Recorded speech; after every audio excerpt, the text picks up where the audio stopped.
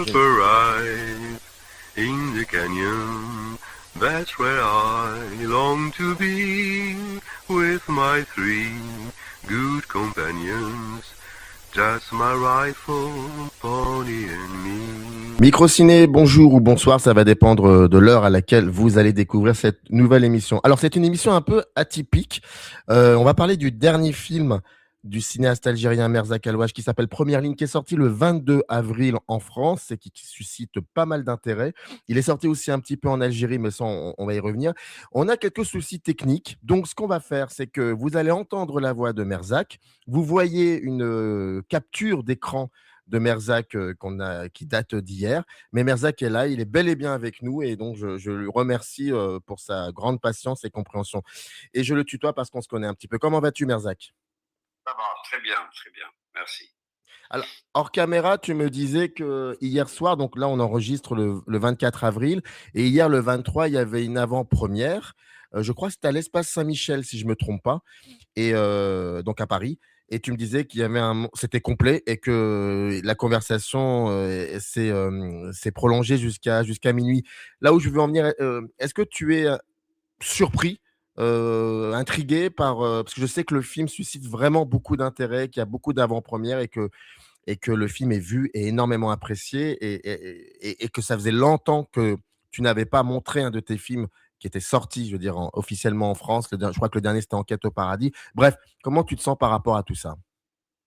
Eh ben, écoute, je suis satisfait, je suis vraiment content, effectivement surpris parce que euh, j'ai eu pas mal de difficultés avant de trouver un distributeur qui accepte de prendre le film. Donc, il y a cette espèce de filtre entre le cinéaste et le distributeur et les salles, etc. Donc, c'est très compliqué.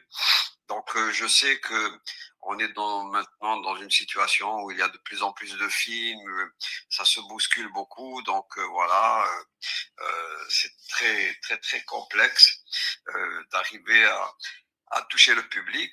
Alors mon espoir surtout, c'était bien sûr d'avoir un distributeur et ensuite de pouvoir toucher particulièrement la diaspora algérienne. Et donc je me disais quand même qu'il y avait quelque chose qui se passait dans cette diaspora, il y avait quelque chose de nouveau. C'est que les gens, des jeunes, beaucoup de femmes aussi, sortent maintenant, vont voir des spectacles et sont vraiment très très attachés à l'Algérie, ce qui n'était pas le cas il y a quelques années où vraiment je présentais des films et il n'y avait aucune présence pratiquement d'Algériens. Voilà, donc je suis très content. Et il y a aussi une nouvelle génération, des gens qui ont entre 20 et 30 ans, qui viennent voir ce film et qui sont nés en France et donc qui sont d'origine algérienne. Et quels sont leurs retours par rapport à ce film, par rapport à ce que tu montres dans ce film? Ben, écoute, il y a beaucoup de femmes, beaucoup de femmes de tous les âges, hein, et beaucoup de jeunes, beaucoup de jeunes filles, beaucoup même j'ai remarqué des adolescentes, et donc il y a pas une nostalgie parce que euh, d'après les discussions que j'ai, les interventions de ces spectateurs et ces spectatrices, je sens que tout le monde sera en Algérie. On y va souvent et on connaît les choses, on connaît les plages, on connaît l'histoire. Donc, très souvent, c'est des interventions de gens qui racontent leur petite expérience sur des plages en Algérie, etc. Ils disent que c'est effectivement le phénomène le changement qui se passe sur ces plages les fait sourire parfois les énerve, etc. Donc, ce qui fait que on a un débat avec des gens qui connaissent la situation et qui semblent ne pas trop découvrir ce que je montre dans le film. Et en Algérie, comment le film a été perçu?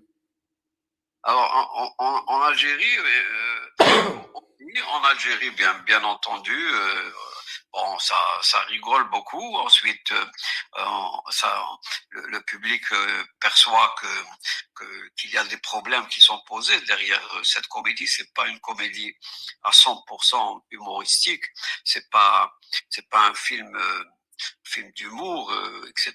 C'est un film où il y a des passages qui sont beaucoup plus tristes, beaucoup plus sérieux, et donc les gens sortent, malgré tout, les gens sortent avec la pêche. Donc en Algérie, j'ai vu aussi je suis allé à quelques séances de débat, et j'ai vu que les gens débattent, c'est très difficile d'arrêter le débat et la discussion. Et c'est pas toujours des questions, c'est des interventions de gens qui ont envie de parler, qui ont envie de s'exprimer.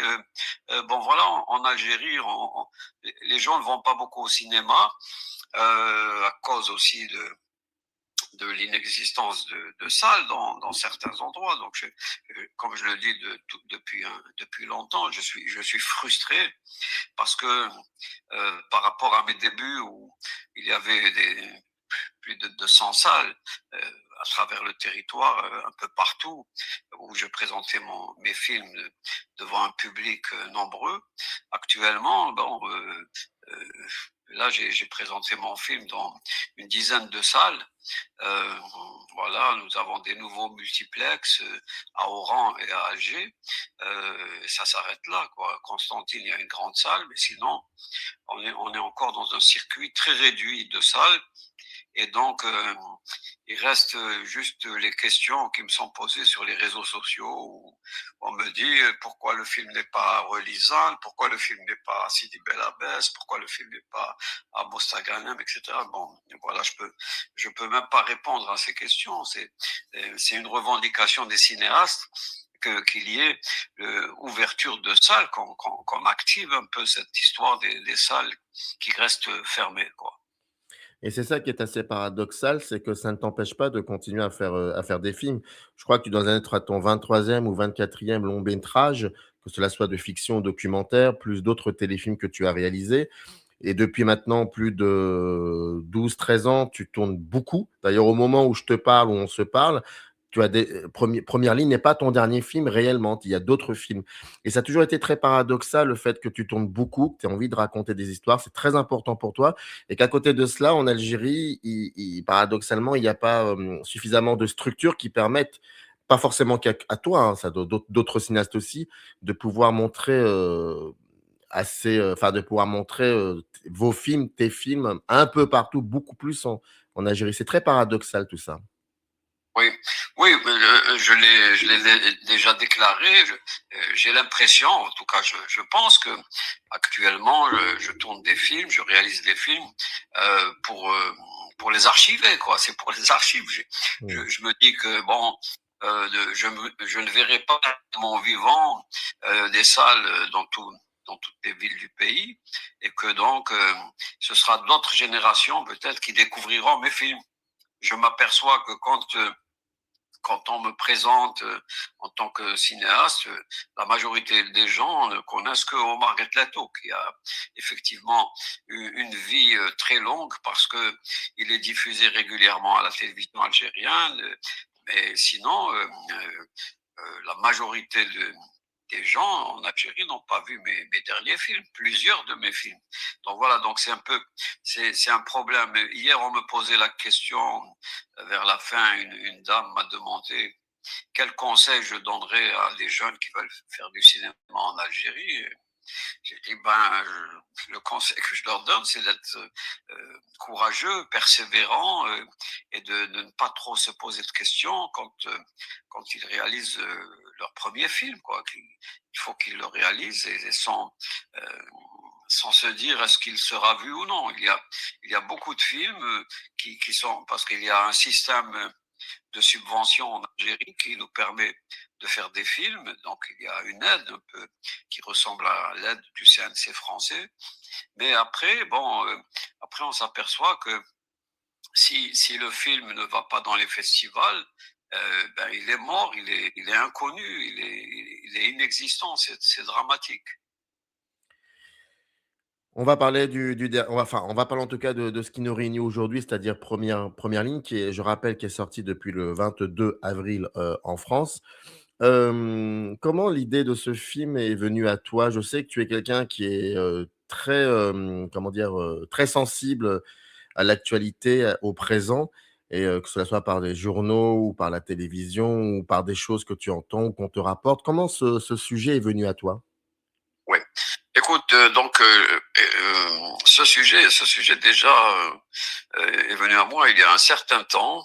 Donc, je vis en France, mais je vais très, très souvent en Algérie. Et effectivement, quand, je vais en Algérie, au bout de au bout de 2 heures de présence, là-bas, je suis au courant de beaucoup de choses qui se passent et cetera. Et là, c'était assez particulier. Donc c'était un peu avant la vague de Covid. Et donc j'étais à Alger et j'ai vu sur un réseau social, sur Facebook, j'ai vu un message d'une dame qui racontait sa mésaventure sur une plage algérienne, elle et sa petite famille. Et donc, elles étaient venues, elles se sont installées et elles voulaient être en première ligne. Donc, je découvre cette phrase, première ligne, que je connaissais pas. Et donc, elles sont là, tranquilles, et les plagistes installent une autre famille qui lui bouche le cul sur la mer. Et donc, ça devient un grave problème et s'ensuit une altercation, une dispute. Voilà, et donc ce message qui n'était pas très long suscite des tas de commentaires de gens qui sont d'accord avec elle, d'autres gens qui la condamnent, etc. Et donc, je mets de côté cette espèce d'anecdote et voilà, le Covid est là et je suis bloqué, je suis en montage en Algérie, je suis bloqué, etc. La situation est très grave et tout. Et je pense à la plage et je me dis, avec cette maladie terrible, est-ce que j'aurai l'occasion de retourner à la plage? Est-ce que je rêve d'une plage, de la plage, alors que je suis pas loin de la plage, mais nous sommes dans le confinement, etc. Et je me mets à écrire, voilà. Et donc je développe cette histoire qui me permet, bon, entre guillemets, de tenir le coup parce que je reviens à la comédie après des films un peu plus sérieux, disons entre guillemets. Et donc j'écris et voilà ça. Donc j'écris donc déjà vers en 2020 par là. Et je peux tourner ce film. Ce film, je l'ai tourné en 2023. Donc ça fait un certain temps. Il est sorti en 2025 en Algérie. Mmh. Et voilà, donc 2026. Donc ça fait quand même beaucoup de temps avant que le public commence à voir le film. Est-ce que, tu n'as pas l'impression, toi, tu es quelqu'un qui effectivement travaille, sur des bases, bien réelles, du présent, du contemporain algérien. Est-ce que toi, en tant que cinéaste algérien, est-ce que parfois tu n'as pas l'impression que l'Algérie va beaucoup trop vite pour toi en termes de faits divers, en termes d'anecdotes, en termes de choses. Est-ce que pour le cinéaste qui est aussi là pour, rendre compte un peu, laisser des traces, est-ce que parfois tu te dis: «Ça va beaucoup trop vite pour moi»? Oui, oui, bien sûr, parce que les périodes ne sont pas les mêmes. D'ailleurs, en tant qu'observateur de la société algérienne, je m'aperçois que mes films fonctionnent sur des sujets qui sont, même s'ils se rapprochent les uns des autres, qui sont liés à l'actualité immédiate souvent. Et donc, on voit les préoccupations, des préoccupations nouvelles. Donc, ça va très vite, effectivement. Donc, là, par exemple, pour revenir à la plage, on découvre que le phénomène de la présence sur une plage a changé depuis maintenant une décennie, avec une surpopulation et, et en même temps le désir pour les familles d'aller passer une journée à la plage et donc et de déjeuner sur la plage et de faire la cuisine sur la plage. Ça c'est vraiment nouveau. Alors, après, il y a des phénomènes. Il y a des phénomènes nouveaux chaque fois. Par exemple, la, la multiplication des constructions de cités, des cités nouvelles qui poussent un peu partout en Algérie. Quand on fait la route, même dans les banlieues d'Alger, etc., il y a des cités immenses avec des créations de nouveaux problèmes, avec même maintenant une violence qui s'installe. Et donc on parle dans la presse, on parle de cette violence qui existe chez les jeunes, l'accentuation. Quand en 2009 je réalise un film qui s'appelle Haraga et qui est un film sur les départs de jeunes clandestins par la mer vers l'Espagne, etc., vers l'Italie aussi. C'est tout à fait nouveau. Et là, actuellement, ça se développe. Et voilà, donc il y a un problème. Et le problème principal que, que que je ne découvre pas, mais qui est là, qui est en Algérie et qui est qu'on trouve sous-jacent dans tous mes films, c'est les problèmes de la jeunesse. Mmh. La jeunesse fait partie de la population algérienne, c'est la partie la plus importante de la population algérienne et les problèmes que vivent les jeunes, la malvie, le désespoir de je sais pas, mais pas seulement du travail et du chômage, mais aussi de la vie tout court, est très important, très grave. Donc, je rencontre ça dans mes derniers films. Et il y a aussi ça va même beaucoup plus loin d'un point de vue logistique, technique, dans l'acting aussi. C'est que, on le sait, tu l'as souvent dit, tu me l'as encore dit, il y a hier, à savoir que, dans ton équipe, majoritairement, bah, ce sont, c'est une nouvelle génération, qu'elle soit à la technique, ou alors à l'acting. Je pense par exemple, même s'il y a plusieurs générations dans les chez les acteurs et les actrices de ce film-là, mais c'est vrai que c'est quelque chose, qui est là qui est là avec toi depuis Normal, j'ai envie de dire, depuis cette période où tu as rencontré des acteurs et des actrices qui sont d'ailleurs devenus plus tard, assez importants et dont fait partie, par exemple, Nabil Asli, qui était là, depuis le début. Mais j'ai l'impression que ça fait partie aussi, d'une étape importante dans ton cinéma. Oui, complètement. Alors donc moi je travaille avec des jeunes, hein, bien sûr, qui sont là, qui aiment travailler avec moi. Bon, pour eux c'est important parce que mes méthodes de travail. Et donc, en même temps, il y a un va-et-vient entre ces jeunes et moi au niveau de la discussion. On n'est pas là seulement pour travailler, on discute, on déjeune ensemble, etc. Et donc, euh, cette, cette proximité me permet aussi de voir quels sont leurs problèmes. Les acteurs, quand ils arrivent sur mes tournages, racontent aussi leurs difficultés, etc. Euh, vous savez, par exemple, dans le monde des actrices et acteurs, actuellement, tous ces gens, ces jeunes attendent une année avant de pouvoir travailler. Ils travaillent une seule fois par an sur les séries télévisées et ça s'arrête là. Donc, c'est complètement terrible. En fait, ça pourrait être le thème d'un film, quoi, d'être comme ça dans cette situation. Alors moi, donc, en travaillant avec ces jeunes, ça me rajeunit, ça me permet d'être dynamique, de continuer à travailler. Voilà. Pendant pendant un tournage, moi, je ne m'assois presque jamais. Je suis debout, je circule, je fais beaucoup de marches, etc. Et donc, j'ai l'impression que chaque tournage me permet de m'épanouir. Alors, il y a un autre problème, c'est que ces jeunes arrivent avec, bien sûr, des histoires de jeunes, mais aussi avec, surtout en ce qui concerne les techniciens avec qui je travaille, ils arrivent aussi avec une connaissance technique nouvelle. Donc moi, j'ai basculé depuis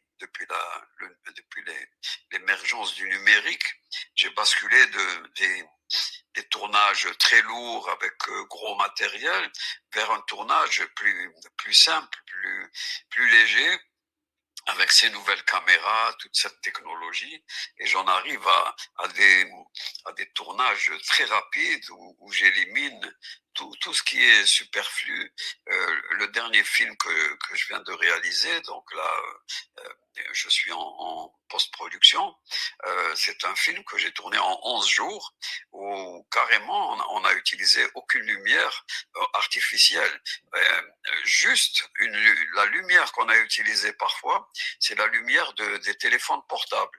On a posé sur le sol quelques téléphones portables pour éclairer des endroits très sombres, et ça a été très vite, et je suis vraiment très content avec ce qui se passe au niveau du matériel technique, que ce soit pour le son ou l'image. Donc, par exemple, dans ce film Première ligne, nous avons tourné au mois de novembre.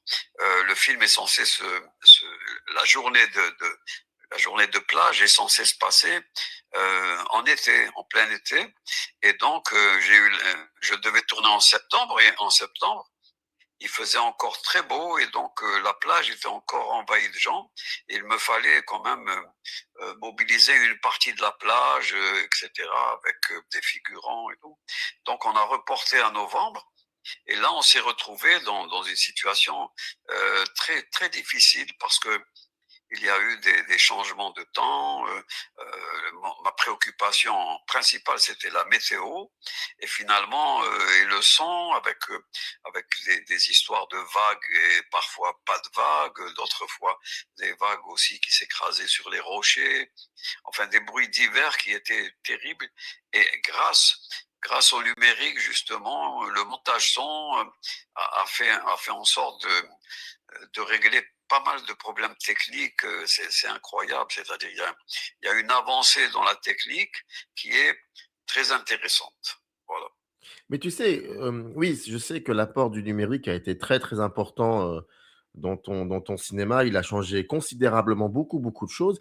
Mais quand on y repense un petit peu, quand on pense à ton premier long métrage, Omar Gatlato, quand on pense un peu à comment il est filmé, comment ce que tu montres, mais moi, parfois, j'ai l'impression que, ce que tu recherches aujourd'hui maintenant dans le cinéma, c'est-à-dire d'épurer au maximum, moi, je trouve qu'il y avait un peu de cela aussi dans Omar Gatlato. Il y a beaucoup de séquences d'intérieur, il y a parfois des séquences extrêmement très documentées. Il y a, même si effectivement la technique est différente, c'est vrai, c'est pas filmé en numérique, le numérique n'existait pas. Mais l'idée de cinéma, j'ai l'impression quand tu regardes Omar Gatlato et quand tu regardes tes derniers films, l'idée de cinéma est toujours la même.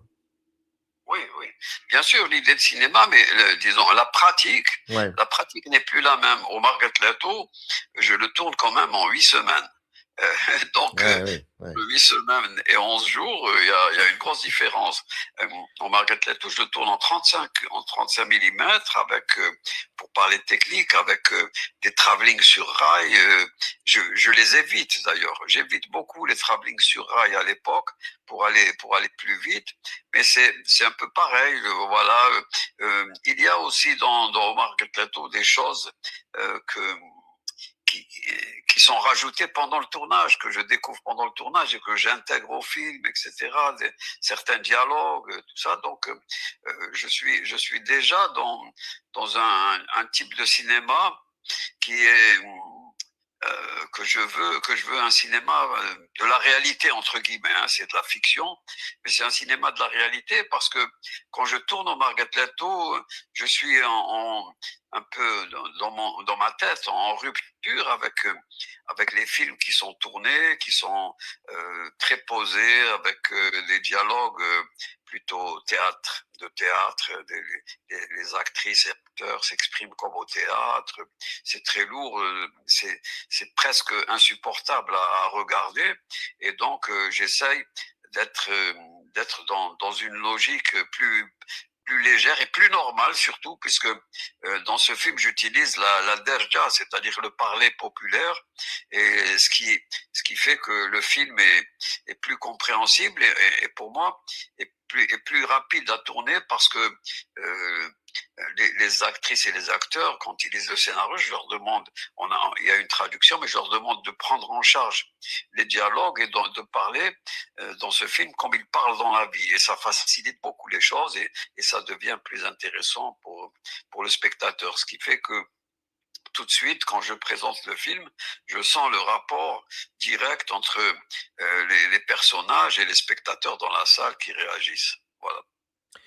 Pour revenir à première ligne, tu as un peu évoqué le narratif, le synopsis du film. Donc on y voit effectivement sur une plage, sur 24 heures pratiquement, la confrontation entre 2 familles. Il y en a une troisième, mais bon, elle est un peu, elle est pas un peu anecdotique, mais quand même elle est là.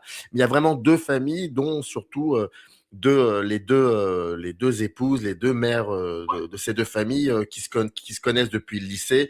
Bon, en tout cas, elles s'entendent pas très bien. Donc il y a les parents, les adultes, et puis il y a surtout, il y a les jeunes, donc les enfants, que ça soit des petits enfants ou alors des enfants qui sont pratiquement à l'âge adulte.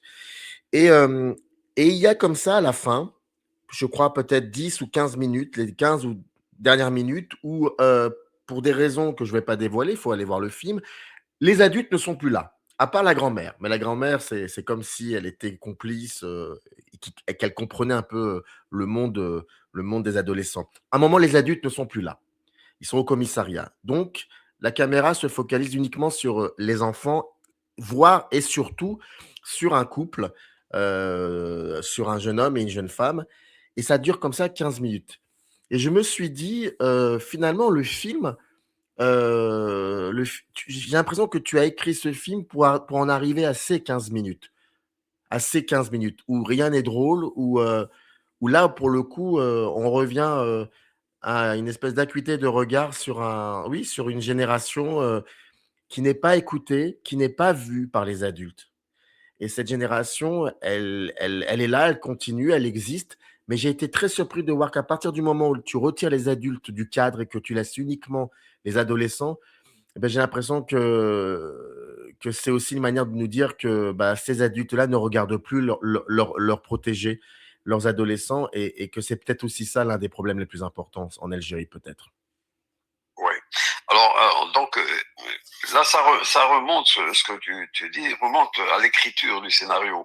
Donc, moi, quand j'écris, j'écris d'une manière épidermique, je me laisse aller à l'écriture. Alors, effectivement, sur ce film, j'ai commencé à écrire en me disant, comédie, vas-y, laisse-toi aller, pas même dans l'absurde, puisque c'est une comédie, tu peux te permettre tout ce que tu veux avec des personnages.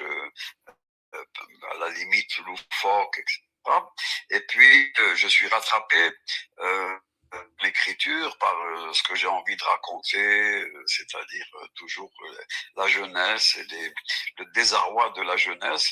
Et là, donc, j'introduis comme ça vient pratiquement automatiquement pour moi, j'introduis l'existence de ces personnages de jeunes. D'abord, j'introduis des enfants, effectivement, donc on est dans l'innocence, etc., la joie d'être sur une plage, et des jeunes qui sont là, qui participent à cette journée en principe de détente, mais qui trimballent quand même leurs problèmes. Voilà.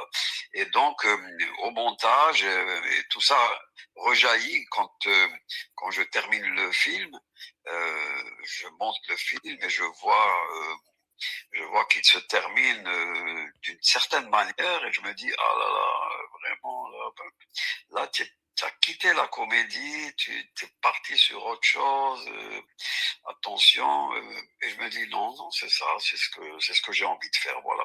J'ai pas, je peux pas, j'ai pas d'explication en fait à donner, ça fait partie un peu de mon travail, de mes préoccupations, et c'est là, alors effectivement, j'ai pas compté si ça dure 15 minutes, mais c'est là, c'est ce que j'avais envie de faire, donc, et bizarrement, quand je présente le film et que je rentre dans la salle euh, pour faire pour les débats, je rentre toujours alors que c'est le générique de fin et la salle est silencieuse. Bon, après il y a les applaudissements bon, comme toujours, hein, il y a toujours des applaudissements, quoi que raconte un film.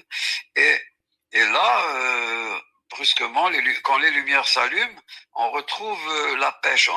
J'ai l'impression qu'on oublie la fin du film et on retrouve l'ambiance qu'il y a dans le film. Et donc, et le débat commence sur la plage, sur euh, le côté comédie du film. Et petit à petit, donc dans la discussion, on revient doucement vers ces problèmes qui sont évoqués, bon, carrément, qui sont pas en arrière-plan, en arrière-fond, qui sont carrément évoqués. Et donc on a une discussion sur les côtés un peu, entre guillemets, les côtés sombres du film. Voilà. Oui, mais ça a toujours été comme ça dans tes derniers films. On a souvent discuté de ça, c'est qu'il y a ce qui est dit, c'est-à-dire, ce que disent les personnages de tes films et puis il y a ta dialectique et parfois c'est très beau parce que j'ai l'impression qu'il y a une forme d'inconscient dans ta dialectique parce que sans vouloir aller sans vouloir dévoiler, mais bon, il y a effectivement cette jeune femme et ce jeune homme, on comprend qu'ils sont amoureux qu'ils essayent d'être ensemble et puis elle lui annonce une nouvelle qui fait qu'elle ne sera plus avec lui, mais le dernier plan, on les voit tous les 2 dans le même cadre. Donc c'est pour ça qu'étrangement, je me dis que finalement, c'est pas aussi pessimiste que ça, le fait que tu les mettes toujours ensemble dans le même cadre. Je me dis que peut-être que toi, inconsciemment, tu te dis: «Ils seront toujours ensemble». Oui, c'est pas pessimiste vu que finalement ils existent, ils continuent d'exister, ils existent jusqu'au générique de fin. Je me focalise sur eux, donc voilà, c'est un hommage à la jeunesse, quoi. Ils sont là, ils sont dans leur émotion, et ça m'intéresse, voilà, de terminer comme ça. Alors, il y a comme ça, effectivement, dans le scénario, il y a parfois, tu l'as dit très souvent, tu le disais au début de l'émission, tu as une écriture très épidermique. En tout cas, c'est une méthodologie. Et il y a comme ça parfois plein de personnages un peu à droite, à gauche. Et il y en a un, par exemple, on le voit de manière très fulgurante, puis on le retrouve à la fin. Et c'est une question que je voulais te poser par rapport à ce personnage qui est joué par ton premier assistant réalisateur, c'est-à-dire Fouad Trifi. Il est très bizarre ce personnage, je me dis, parce que il a une relation avec un des plagistes qui lui dit d'ailleurs qu'il se rend compte qu'il a un enfant, etc., une femme, et ça faisait longtemps qu'il ne l'avait pas vu. Puis ils se retrouvent à la fin tous les deux. Et voilà, c'est là où je veux en dire, c'est que parfois dans ton scénario, dans ce film, il y a comme ça des portes qui s'ouvrent, mais elles restent ouvertes et on va pas plus loin. Et je voulais savoir, est-ce que ça, c'est quelque chose que tu aimes bien faire? Tu aimes bien jouer avec nous là-dessus? Ouais, ouais, oui, voilà. Donc oui, après effectivement, parfois dans les débats, donc il y a des questions sur certains personnages, sur certains phénomènes qui semblent étranges, et on me pose donc la question, et je je réponds que bon, chacun peut se faire une idée. C'est ouvert. Chacun décide de quoi il s'agit. Est-ce que ces personnages ont un problème personnel, ou est-ce que ces personnages ont une affaire personnelle? On sait pas très bien. J'ai ça dans certains films. Je me rappelle dans Babel City, pendant tout le film, il y a une voiture, une BMW qui rôde comme ça, qu'on voit rôder, etc. à travers le film. Et on me dit qui sont ces personnages. Je dis c'est des hommes. Dans mon scénario, j'avais écrit les hommes mystérieux. Et bon, pour moi, ça reste des hommes mystérieux. Donc décider, oui, on a compris ce que c'est, etc. Bon, puisque vous avez compris, c'est très bien. Voilà. Euh, donc ça permet aussi aux spectateurs de aussi de réfléchir, de se faire une idée pour ce fameux personnage joué par mon assistant réalisateur qui est très connu en Algérie. Euh, aussi, je me, quand j'ai présenté une seule fois, on m'a posé la question sur ce personnage. Quand j'étais à Orléans, là, ces derniers jours, donc il y a une dame à la sortie de la séance, après le débat, qui vient vers moi et elle me dit, mais c'est quoi ce personnage-là, ces deux personnages? Je lui dis, ah ben, écoutez, je sais pas, vous avez qu'à décider qu'est-ce qui est ils ont comme problème. Voilà. Ou peut-être que c'est pas un problème, tu sais, hein. Oui, oui, c'est pas un problème, je sais pas. Je sais pas. En tout cas, moi, j'en dirais pas davantage. Simplement, je te dirais que dans mon interprétation, je pense que c'est pas un problème ce qu'il y a entre les deux. Voilà. Voilà. Voilà. Ok. Écoute, une dernière question. Alors, je rappelle quand même que Première Ligne est sorti maintenant depuis le 22, le 22 avril.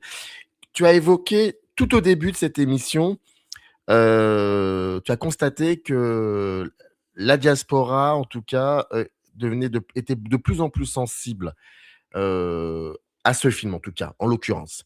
Et moi, je me suis posé la question, est-ce que ça va te donner l'envie peut-être de refaire un film en France, c'est-à-dire de filmer Paris ou une autre ville, ce que tu faisais fut un temps?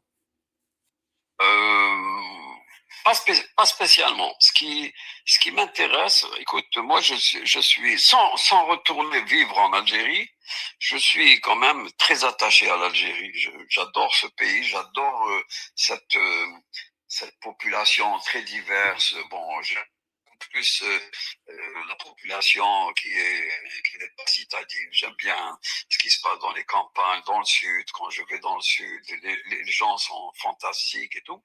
Alors, euh, pour moi, depuis maintenant, ça fait plus de 10 ans que je tourne plus de films en France.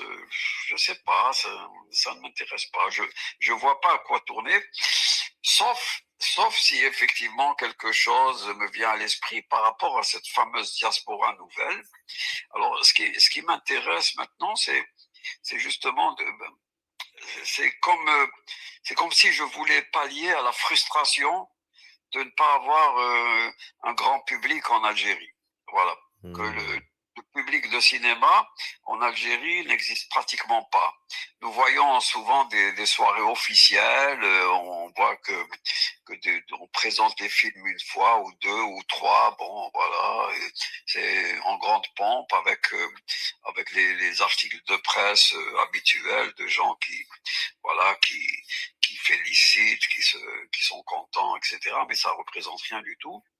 Et donc je me dis que la diaspora, c'est quelque chose qu'il faut observer. Je me suis mis à observer le phénomène de la diaspora à travers les derniers films qui, qui sont sortis en France, qui ont été distribués, à commencer par Papicha. Mmh. Alors, je me suis dit, tiens, c'est bizarre. Alors, j'ai tourné des films qui pouvaient intéresser la, la diaspora. Par exemple, un film comme Halaga, bon, Babylon City, c'est spécial parce que ça a attiré du monde parce qu'il y avait une situation politique en Algérie grave, quoi.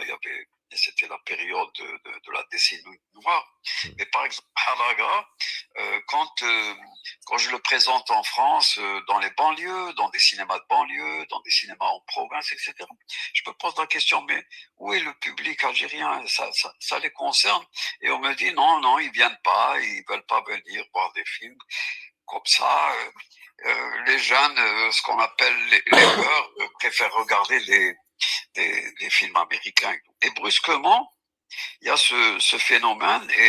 Et donc, ma théorie, entre guillemets, c'est que la nouvelle diaspora, la dernière diaspora, donc pas la diaspora de ceux qui sont venus s'installer en France à cause du terrorisme, etc., mais la toute dernière diaspora est une diaspora qui est installée en France, des jeunes, beaucoup de classes moyennes, etc., s'intéressent à la vie culturelle et fait des va-et-vient plus fréquents avec l'Algérie. Et comme je voyage beaucoup entre Alger et Paris, par exemple, je m'aperçois que les avions sont toujours complets, pleins de gens et beaucoup quand je les entends parler, c'est beaucoup de gens qui sont des franco-algériens ou des gens qui sont vraiment installés en France.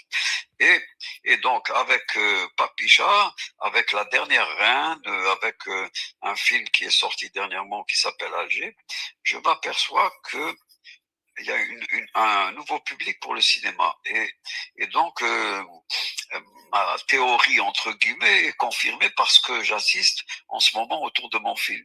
quand je vois, je vois les salles, bon, avec débat, je vois les salles qui sont pleines, qui sont vraiment bondées, avec une majorité de gens de la diaspora. Alors effectivement, il y a toujours, il y a toujours le public français, en particulier dans certaines villes, c'est des Français, disons, des Gaulois, c'est toujours des personnes âgées, hein, les jeunes ne viennent pas voir ce genre de film. Mais en ce qui concerne la diaspora, c'est un public composé aussi de jeunes. Et ça, c'est très intéressant. Voilà, maintenant. Euh, et donc, dans certaines villes, il y a un travail d'association. Il y a des associations qui, qui, qui, qui mobilise effectivement les gens de la diaspora. Là, je vais avoir encore lundi prochain un débat au cinéma Espace Saint-Michel et qui est sous l'égide de l'association Coup de Soleil. Voilà, donc c'est eux qui mobilisent, etc. Donc ça, c'est un truc vraiment très positif et si ça se confirme, ce serait bien. Voilà.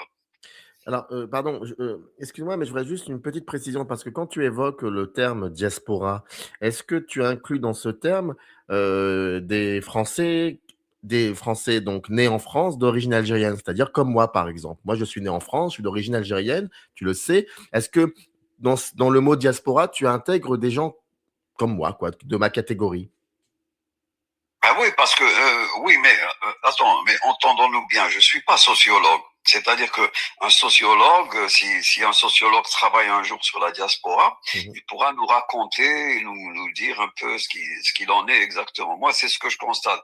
Alors effectivement, quand je suis dans un débat, ben j'entends des interventions avec l'accent très très français. Donc c'est aussi des jeunes, mais les moins jeunes qui sont nés ici, qui ont grandi ici. Donc il y a un phénomène qui se passe dans la diaspora. Je sais pas. Après c'est peut-être des choses qui se passent dans les familles qui sont installées ici, le va-et-vient, des gens qui sont partis, qui sont revenus.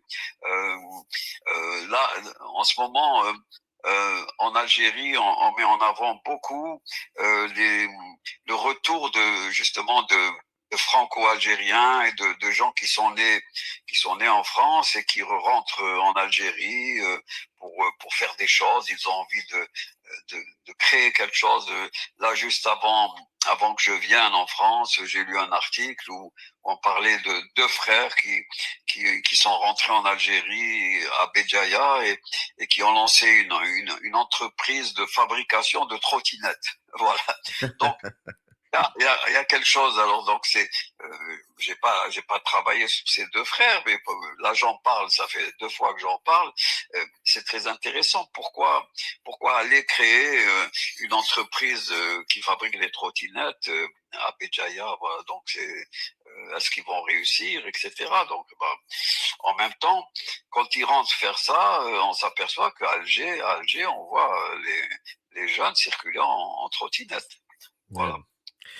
Je rappelle donc Première ligne, le dernier film, en date, parce que je sais que tu travailles sur d'autres films, tu nous l'as dit. Première ligne qui est sorti donc depuis le 22 avril, en salle, en France, qui est déjà sorti en Algérie et merci en tout cas à toi Merzak, malgré les petits soucis techniques. En tout cas, merci de nous avoir consacré un peu de ton temps pour parler de ce film. Merci à toi. Merci beaucoup. Générique. Up arrive in the canyon, that's where I long to be, with my 3 good companions, just my rifle, pony and me.